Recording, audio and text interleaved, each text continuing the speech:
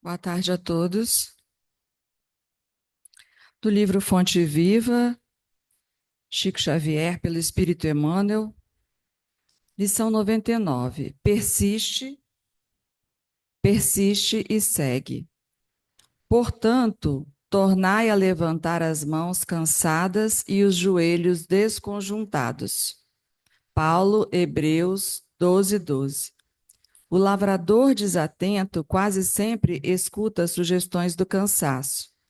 Interrompe o serviço em razão da tempestade, e a inundação lhe rouba a obra começada e lhe aniquila a coragem incipiente. Descansa em virtude dos calos que a enxada lhe ofereceu, e os vermes se incumbem de anular-lhe o serviço. Levanta as mãos, no princípio, mas não sabe tornar a levantá-las, na continuidade da tarefa, e perde a colheita. O viajor, por sua vez, quando invigilante, não sabe chegar convenientemente ao termo da jornada. Queixa-se da canícula e adormece na penumbra de ilusórios abrigos, onde inesperados perigos o surpreendem. De outras vezes, salienta a importância dos pés ensanguentados e deita-se às margens da senda, transformando-se em mendigo comum. Usa os joelhos sadios, não se dispondo, todavia, a mobilizá-los quando desconjuntados e feridos, e perde a alegria de alcançar a meta na ocasião prevista. Assim acontece conosco na jornada espiritual. A luta é o meio, o aprimoramento é o fim. A desilusão amarga, a dificuldade complica, a ingratidão dói, a maldade fere. Todavia, se abandonarmos o campo do coração por não sabermos levantar as mãos, de novo, no esforço persistente, os vermes do desânimo proliferarão, precípites no centro de nossas mais caras esperanças. E se não quisermos marchar de joelhos desconjuntados, é possível sejamos retidos pela sombra de falsos refúgios durante séculos consecutivos. Nesse momento de prece, vamos ficar confortáveis, elevar nosso coração para Jesus, nosso Mestre, e agradecer a Ele por essa tarde maravilhosa que estamos aqui para aprender um pouco mais da doutrina espírita. Abençoa, Senhor, todos aqueles que estão nesse momento e aqueles que não puderam estar por alguma coisa, por aqueles que estão necessitados na rua, nos hospitais. E te pedimos a bênção também para nosso querido palestrante, para que passe uma boa palestra para nós e que possamos sair de aqui um pouquinho mais evoluídos. Que a paz esteja sempre conosco, Senhor. Que assim seja. Muito bem. Hoje nossa palestra vai ser online e nosso palestrante, César, é,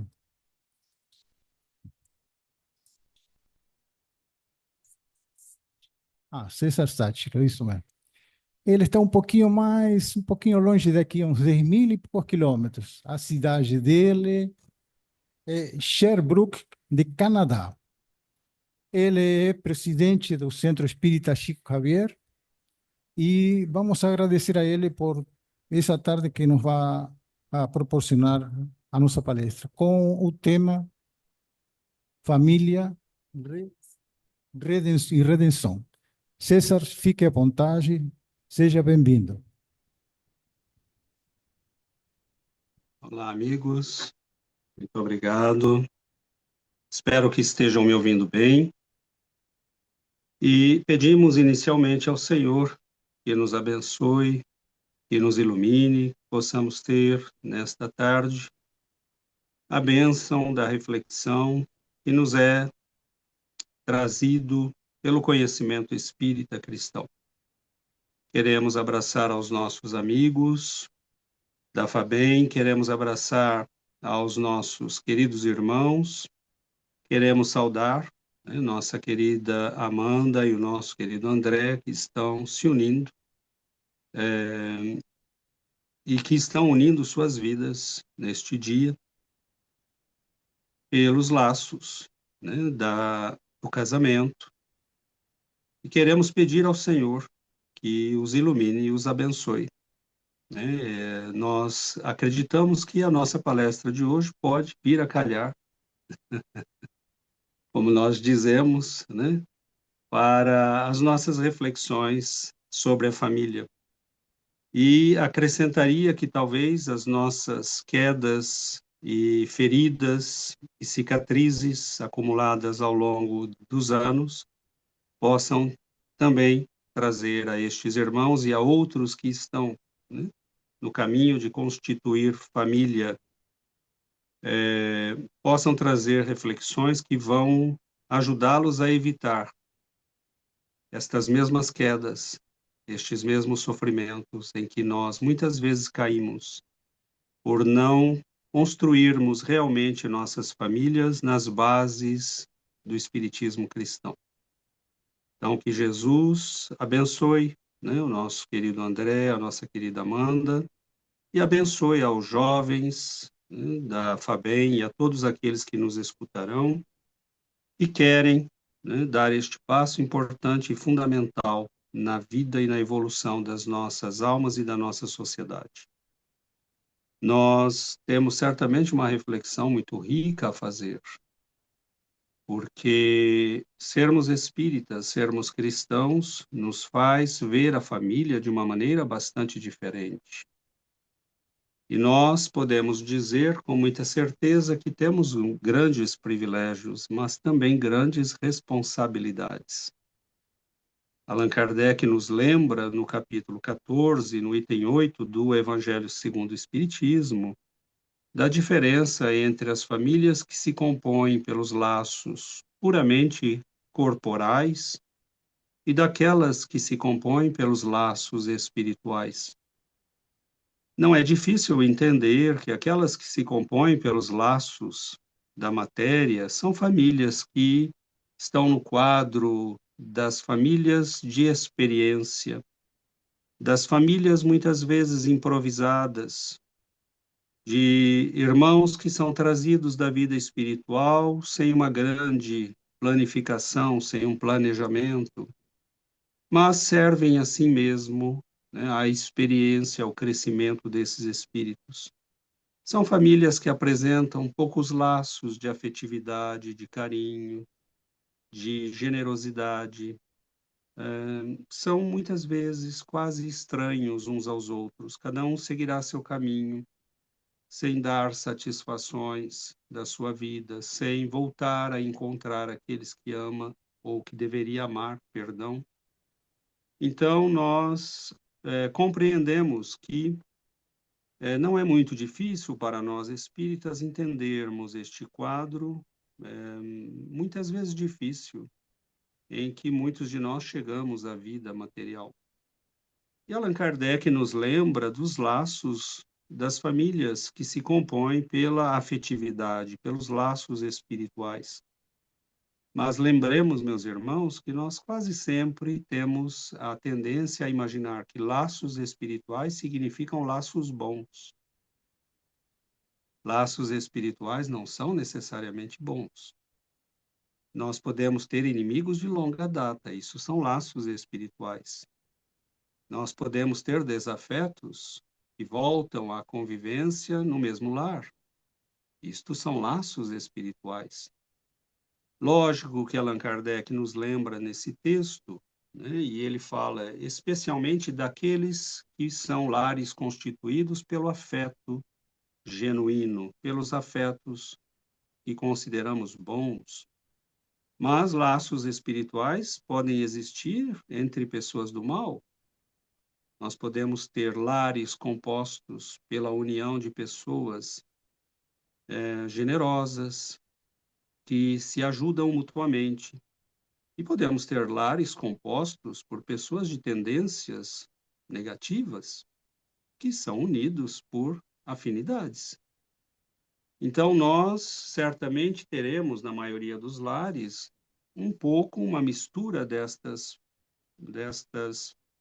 possibilidades, se assim podemos dizer. Teremos lares em que nós podemos ter 2 ou 3 pessoas que terão uma afetividade genuína, terão uma benevolência natural de uns para com os outros, mas teremos ali, às vezes, 1 ou 2 indivíduos que são mais difíceis, mais complicados, que exigem mais carinho, mais atenção, mais educação. Se tivermos, meus irmãos, a ventura de compor um lar espírita cristão, nós temos um imenso privilégio, pois construir nossa família nestas bases significa termos uma grande oportunidade de sucesso na nossa missão, como indivíduos e como um pequeno coletivo, que é este grupo que se une para crescer, para melhorar. O que são as famílias pelos laços espirituais? São indivíduos que se unem, comprometidos com o crescimento mútuo. São irmãos espirituais que se unem para favorecer o crescimento do outro e para que o outro o auxilie no seu próprio crescimento. Então, nós começamos a expandir um pouco a nossa visão do que seja família e compreendemos que nós precisamos olhar com muita atenção para o que seja realmente a família. Nós lembramos que na questão 582 do Evangelho, do Livro dos Espíritos, Allan Kardec interroga: pode-se considerar como missão a paternidade e, por extensão, a maternidade? E os Espíritos nos dirão que, sem contestação possível, é uma verdadeira missão. É, ao mesmo tempo, grandíssimo dever e que envolve, mais do que o pensa o homem, a sua responsabilidade quanto ao futuro. Deus colocou o filho sob a tutela dos pais, a fim de que estes o dirijam pela senda do bem, e lhes facilitou a tarefa, dando àquele uma organização débil e delicada, que o torna propício a todas as impressões. Muitos há, no entanto, que mais cuidam de aprumar as árvores do seu jardim e de fazê-las dar bons frutos em abundância, do que de formar o caráter de seu filho. Se este vier a sucumbir por culpa deles, suportarão os desgostos resultantes dessa queda e partilharão dos sofrimentos do filho na vida futura, por não terem feito o que lhes estava ao alcance, para que ele avançasse na estrada do bem. Só essa questão, meus irmãos, daria uma palestra de muito tempo. Porque ele começa nos lembrando que sim, é uma missão e um dever que envolve mais do que o pensa o homem, a sua responsabilidade quanto ao futuro. Nós não falamos aqui do futuro só daquele indivíduo ou daquela família, nós falamos também do futuro da humanidade. Então, indiretamente, nós somos responsáveis, quando temos filhos, quando compomos um lar, pelo futuro não só dele, mas da humanidade. Porque o que estamos construindo nele terá impacto sobre todos os nossos irmãos que aquele indivíduo encontrará no seu caminho, na sua vida. Então, nós percebemos que isto é, sim, uma missão, um dever e uma imensa responsabilidade que temos, como indivíduos e como coletividade. E ele nos diz mais, que isto nos é facilitado porque o ser humano chega ao mundo numa condição de extrema fragilidade. Então, o lar, por que nós reencarnamos? Por que procuramos um lar? Porque nós precisamos corrigir nossas almas. Precisamos avançar, precisamos melhorar, precisamos crescer. E nós procuramos um lar na esperança de encontrar criaturas que nos eduquem, que nos ajudem a corrigir nossas tendências negativas, que estimulem e fortaleçam nossas tendências positivas, que nos ajudem a eliminar os monstros que guardamos muitas vezes na alma, na forma do egoísmo, do orgulho, da vaidade, da prepotência, da arrogância. Então, um lar composto e compreendido nos cânones do espiritismo cristão é um pequeno agrupamento de seres que se propõem ao crescimento, à vigilância, ao trabalho, à educação. Nós, na concepção espírita, meus irmãos, não formamos um lar para vivermos os prazeres da vida. Não formamos um lar para continuarmos sendo quem somos. Então, quando nos unimos, não é para dizer à esposa, eu sou assim mesmo, você sabia. Ou a esposa dizer o mesmo ao esposo. É para dizer, nós somos o que somos hoje, e como espíritas esperamos ser melhores daqui 1 ano ou 2. Que nós sejamos novas criaturas. Então, nós nos unimos não mais para vivermos a nossa mediocridade juntos. Nós nos unimos para superar nossas misérias. E é um dom maravilhoso a família, porque se a pessoa que está conosco nos permite e nós permitimos a ela ser o reflexo, aquele que nos diz, não, não, não, isso que você está fazendo não está bem. Preste atenção. Quantos de nós começamos a não mais ouvir o esposo? Porque o que ele fala não nos agrada. Quantos de nós chegamos ao ponto de que a esposa começa a falar e a pessoa vira o rosto para o outro lado e se interessa por outra coisa? Então, nós já perdemos o compromisso do mútuo crescimento. É um sistema muito particular a família. Por isso deve ser construído na generosidade, no amor, na benevolência, no carinho, porque mesmo quando repreendemos, nós o fazemos com amor. Então é maravilhoso, porque o Pai nos lança neste mundo cheio de provas, cheio de lutas, cheio de desafios. E nós somos colocados aqui numa extrema fragilidade. É por isto que este é um momento precioso, porque é ali que nós podemos ser moldados. Então, imaginemos a bênção, imaginemos quantos espíritos se alinham no mundo espiritual, nos ministérios da reencarnação, para dizer: eu quero um lar cristão, mas se for espírita cristão, melhor ainda. Quantos terão mérito para recebê-lo? E quantos poderão encontrar neste mundo um lar espírita cristão?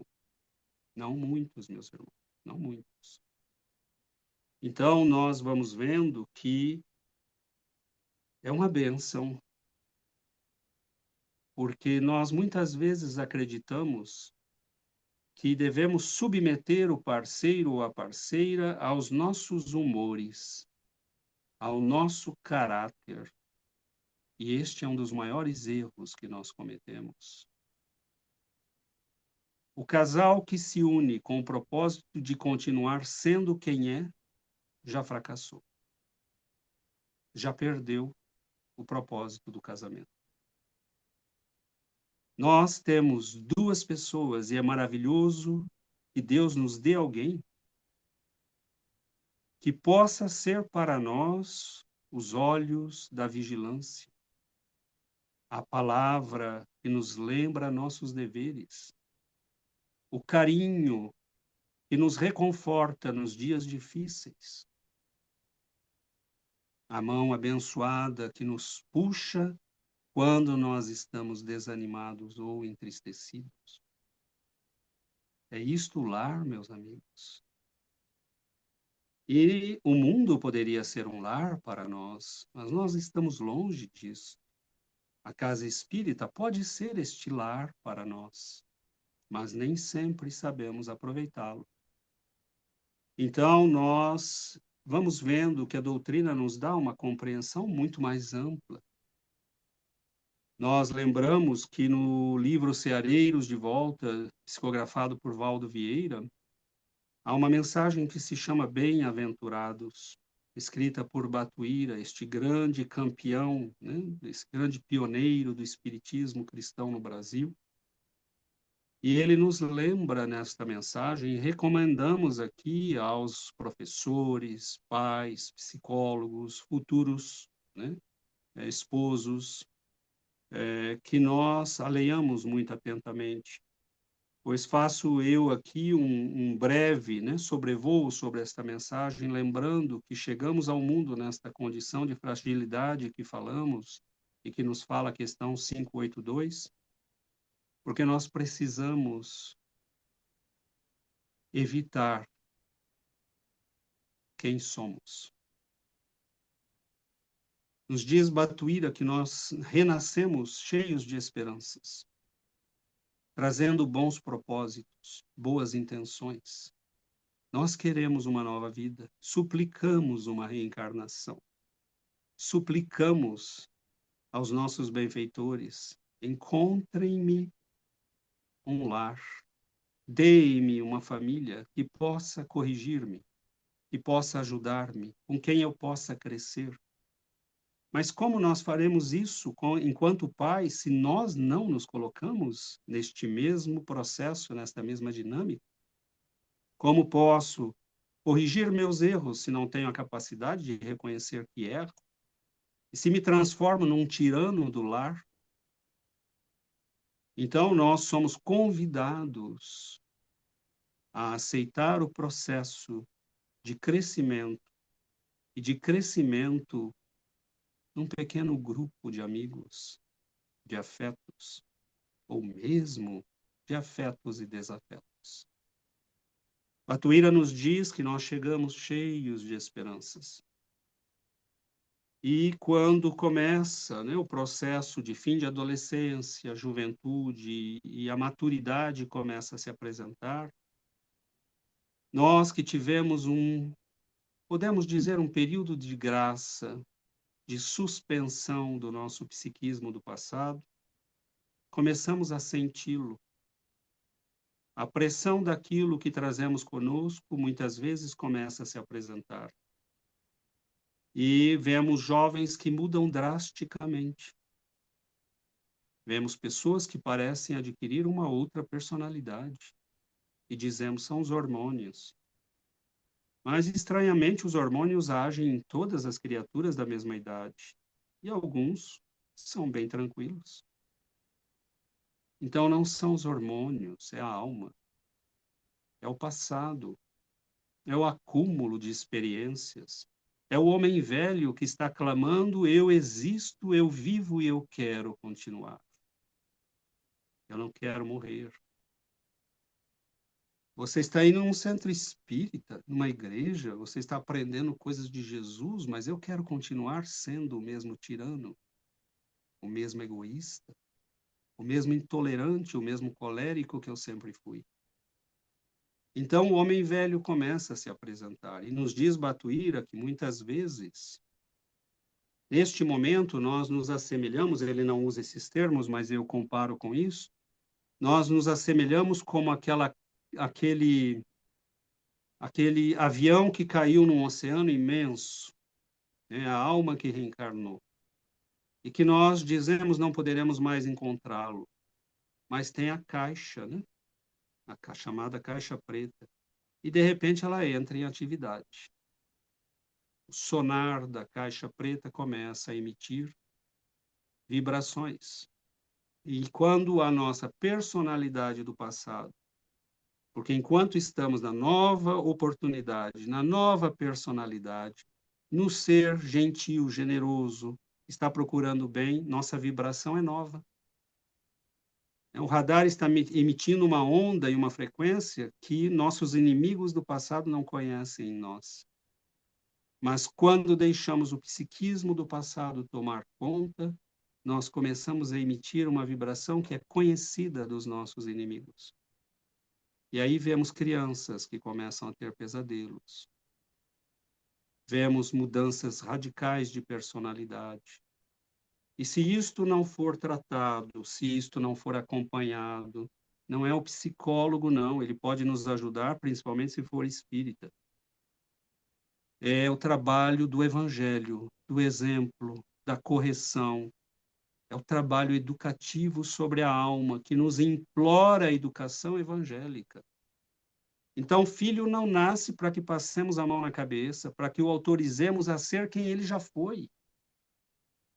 Para isso, nós não precisamos de um lar. Nós poderíamos nascer em qualquer lugar. Nós precisamos de um lar porque nós precisamos educar nossas almas. Então, Batuíra diz que aos poucos a pessoa vai cedendo ao império do seu psiquismo do passado. E aquele sujeito que era uma esperança, que nasceu cheio de sonhos, de se transformar, de se melhorar, de crescer, de vencer uma encarnação, ele vem a falir. E aí nós vemos quando os benfeitores dizem, né, se este vier a sucumbir por culpa dos pais, suportarão os desgostos resultantes dessa queda e partilharão dos sofrimentos do filho na vida futura. Vemos indivíduos que chegam à casa espírita e dizem: meu pai é um tirano. E os benfeitores nos dizem: é o filho que você não educou na encarnação passada, que você transformou num tirano. E agora, com quem você tem que nascer? Para experimentar, partilharão dos sofrimentos do filho na vida futura. Compreendemos aqui na vida espiritual e na vida futura, na matéria. Então vejamos a beleza da doutrina espírita. Vejamos, consideremos por alguns instantes se todos os educadores, psicólogos, psiquiatras, religiosos entendessem isso. As famílias compostas nos cânones da reencarnação, da imortalidade, da lei de ação e reação, são famílias que não são constituídas ao acaso. Nós nos prometemos na vida espiritual: eu não conseguirei crescer só. Podemos nos ajudar?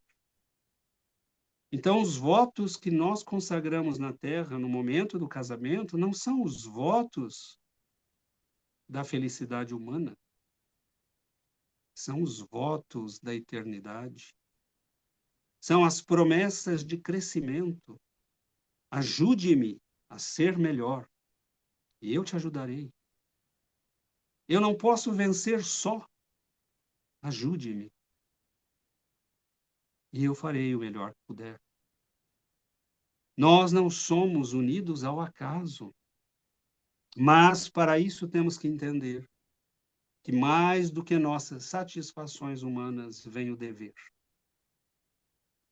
Construir um lar nas bases espíritas cristãos implica o respeito do trabalho, do dever, da renúncia, muitas vezes, e da exigência, sem concessões, de que estamos juntos para melhorar. Não existe esta coisa de eu sou assim mesmo. Para nós espíritas, isso é a morte. Isso é o mal. Isso é a janela aberta por onde entram os ladrões. Nós melhoramos juntos. Mais do que, né, imaginarmos que podemos ter vidas separadas juntos. Quantos casais cometem esse erro? É a casa dividida, meus irmãos. Paramos de ouvir, paramos de falar, paramos de interagir, paramos de reagir. É a casa dividida que não fica em pé. Então, a família é, sim, uma oportunidade, talvez a mais preciosa para a nossa redenção espiritual. Mas aí vem, né, a mudança, a coragem de mudar, de fazer um esforço de comunicar nossas necessidades, de falar honestamente, de estabelecer desde o início o hábito do diálogo, de nos colocarmos no mesmo sistema de aprendizagem. Papai errou, meu filho, me perdoe, realmente não está certo. Não dizer eu estou certo, né, fique quieto. Mas também não ser para o filho um amiguinho. Nós vemos muitos pais, eu vou sim jogar futebol com meu filho, mas depois deixo ele fazer o que quiser.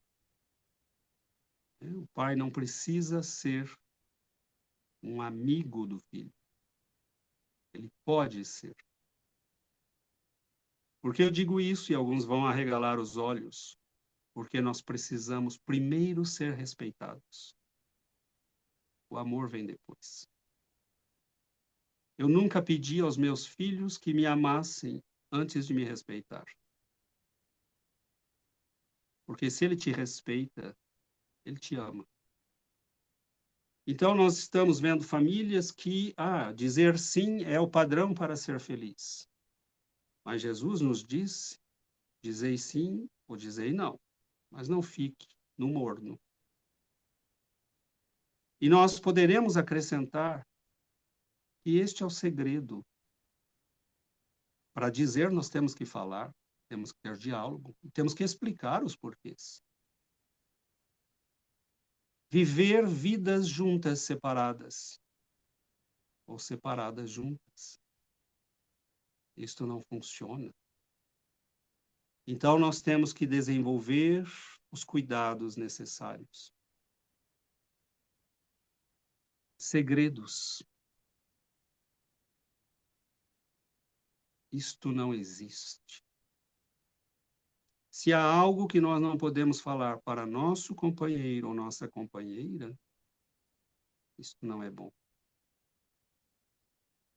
Ou nós somos transparentes, ou não vai funcionar. Mas, César, e a nossa individualidade, a nossa privacidade? Que privacidade? Qual? A de termos conversas duvidosas no celular e termos uma senha de 30 dígitos para que ninguém possa invadir? Isto não existe. No casamento, você tem a opção de não casar, hein? Mas se casou ou se vai casar. Abra sua vida. E o outro faz igual. Nós nos falamos. Nós partilhamos o caminho. Nós nos ajudamos. Ao ponto que quando um está fazendo algo que não é muito bom, ou falando algo que não é muito bom, o outro, só por olhar, nós já sabemos, estou passando do limite. Porque é a cumplicidade do crescimento. É a cumplicidade da educação mútua.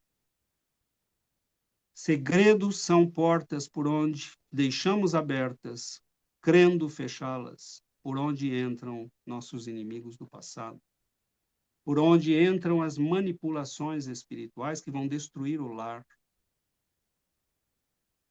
Então, nós temos que ter muito cuidado. A partir do dia em que nos casamos, nós não temos mais um passado a lamentar. Nós temos um futuro a construir.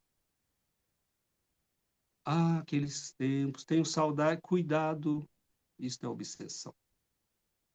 Não existe mais aqueles tempos. Nós temos agora uma vida a construir. E que se incluirmos filhos nela, temos uma imensa responsabilidade, mas podemos ter uma imensa alegria. Jamais formaremos pessoas perfeitas, porque nós também não somos, mas formaremos o melhor que pudermos. daremos o melhor que pudermos. E quantos lares rompidos? Eu mesmo sou filho de uma família, e meu pai foi embora muito cedo.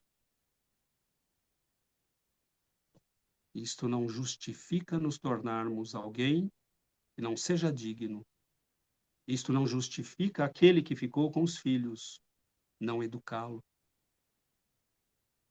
Então, que maravilha se pudermos ter um casal que dura um tempo e que se constrói nas bases do espiritismo cristão.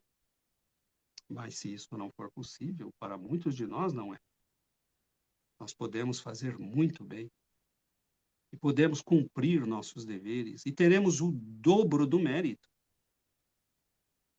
porque aquele que abandonou o navio e a responsabilidade terá que responder de seus atos. Então, meus amigos, nossos filhos são almas eternas e trazem uma imensa bagagem, mas nós também. Por isto que, para mim, pessoalmente, César, e para a minha família, nós temos adotado este critério. É bom e faz parte da nossa vida quem nos ajuda a crescer. São bons amigos, bons companheiros, amizades, afetos, aqueles que nos levam a crescer. E nós, em família, temos a obrigação de zelar pelo crescimento uns dos outros. Se temos esta visão, nós somos seres uma grande possibilidade de aproveitar a encarnação, de sairmos dela um dia com aquela paz do último dia de que nos fala Emmanuel, num belíssimo texto no livro Emmanuel. E uma coisa que nós recomendaríamos a todos nós, mas especialmente aqueles que vão compor família. Lembro o dia, né, que li essa história e um casal que vai, né, a um sábio e começam a dizer, olha, não está funcionando e não está dando certo, o que o senhor nos recomenda? E um fala do outro, e o outro fala do um, né? E o sábio diz, porque num certo momento, né, a moça fala para ele, olha, nós tínhamos um sonho, ele é toda a minha vida, eu planejava dedicar toda a minha vida a ele, e o mesmo que ele fizesse em relação a mim. E o sábio disse, mas é este o erro, minha filha. O casal só pode existir se amar algo maior do que si mesmo. Nenhum ser humano pode preencher completamente o outro. Você acredita mesmo que possa preencher a vida dele? Todas as necessidades materiais e espirituais que um ser tem? Que ele possa fazer o mesmo por você? Lógico que nós podemos preencher o outro, né, de muita coisa boa, mas nós jamais podemos substituir aquilo que só Deus pode dar a cada um de nós. Então ele disse, comecem a ir à igreja e vocês entenderão, porque vocês devem se referir a alguém superior aos dois. Os dois devem amar este ser superior. Então tudo estará bem. Porque amando este ser superior, ele vos ama em retorno. E vocês cuidarão um do outro, entendendo que podemos fazer muito pelo outro, mas que devemos levá-lo a Deus para que ele faça o resto. Então, meus amigos, quando nós falamos de fazer o culto do Evangelho no lar, não é para instituir um ritual espírita e transformá-lo em algo vazio.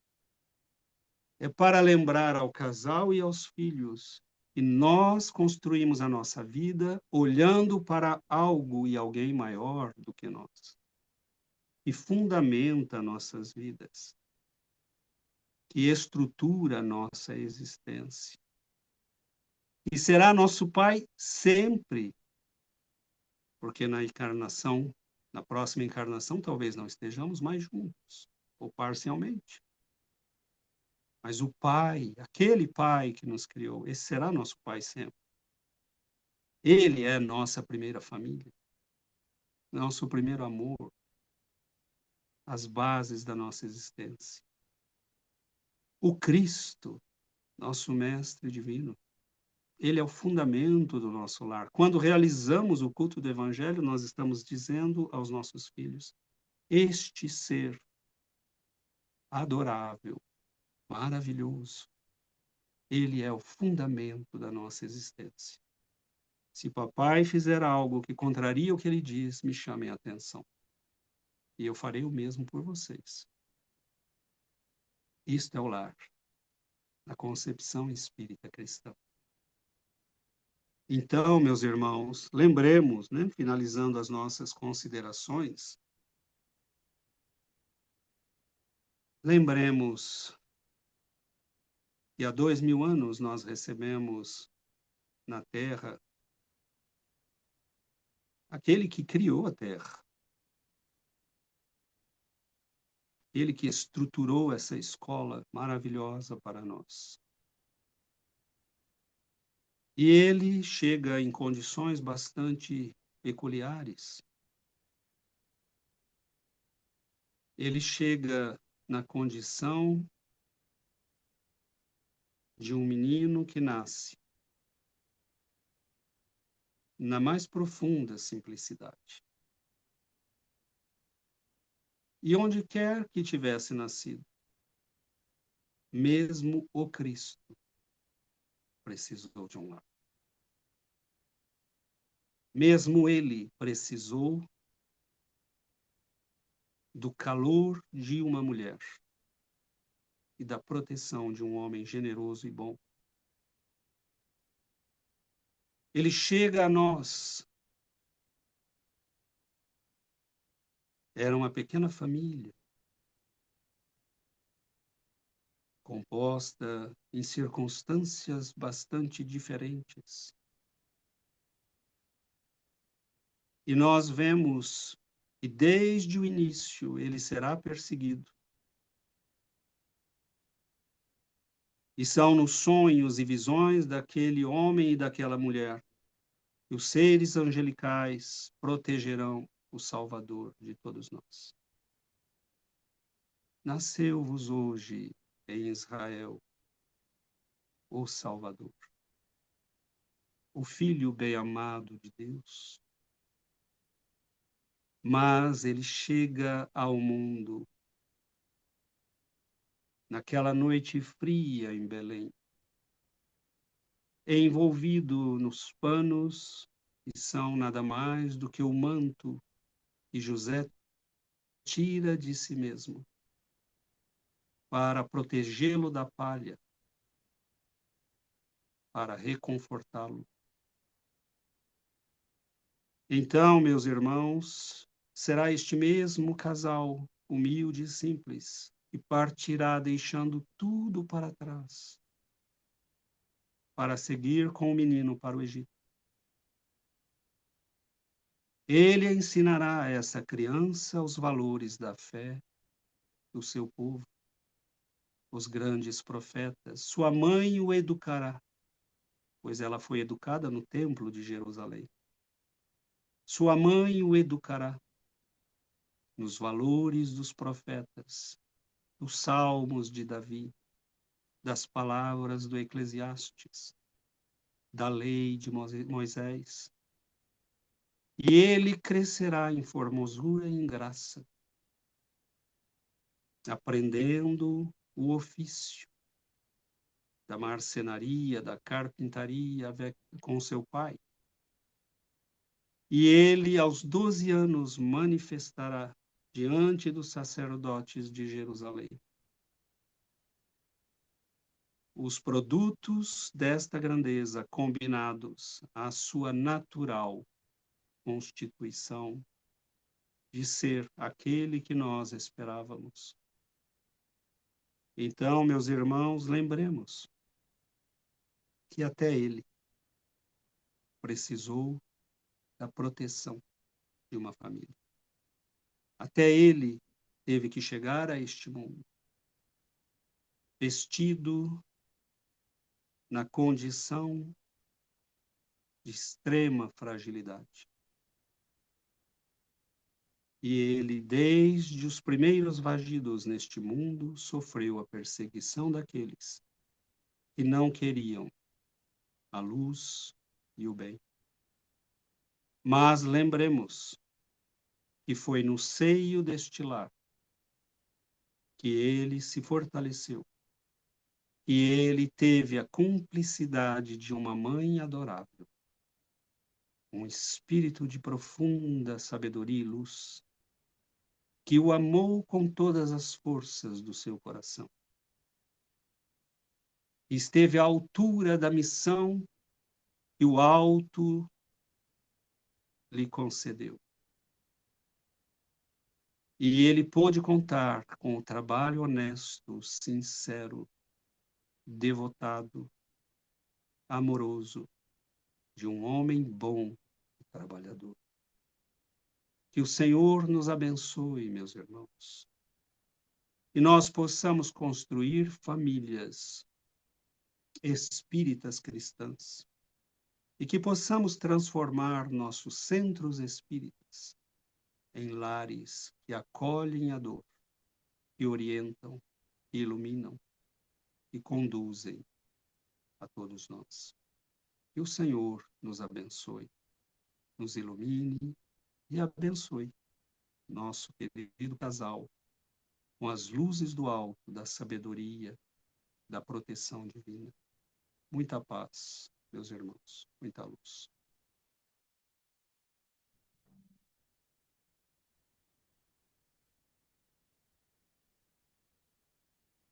Querido irmão César, eh, toda vez que você faz uma palestra aqui, nos traz um bálsamo de emoções, quase que choramos aqui.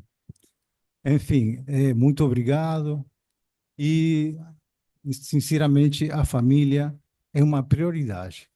Então, vamos aproveitar essa encarnação para nós evoluirmos nesse sentido. César, muito obrigado pelo seu trabalho, pelo seu momento, sua dedicação, né, para estar conosco essa tarde. Seja sempre bem-vindo. Muito obrigado, amigos. É uma alegria muito grande sempre estarmos juntos. Estão me ouvindo? Eu que agradeço o carinho, eu que agradeço a ternura e peço aos nossos espíritos queridos, né, esses espíritos de luz e bondade, que iluminem, que abençoem a todos nós. É sempre uma grande alegria estarmos juntos e que o Senhor nos abençoe. Eu que agradeço, né, a bênção desses momentos. Muita luz a todos nós. Vou pedir para Fátima fazer nossa prece final. César, obrigada pelos votos de felicidade para André e Amanda. Você já faz parte da FABEM, você sabe disso. Está conosco desde a pandemia, né? Um grande abraço para você, meu amigo, e para toda a sua família aí no Canadá.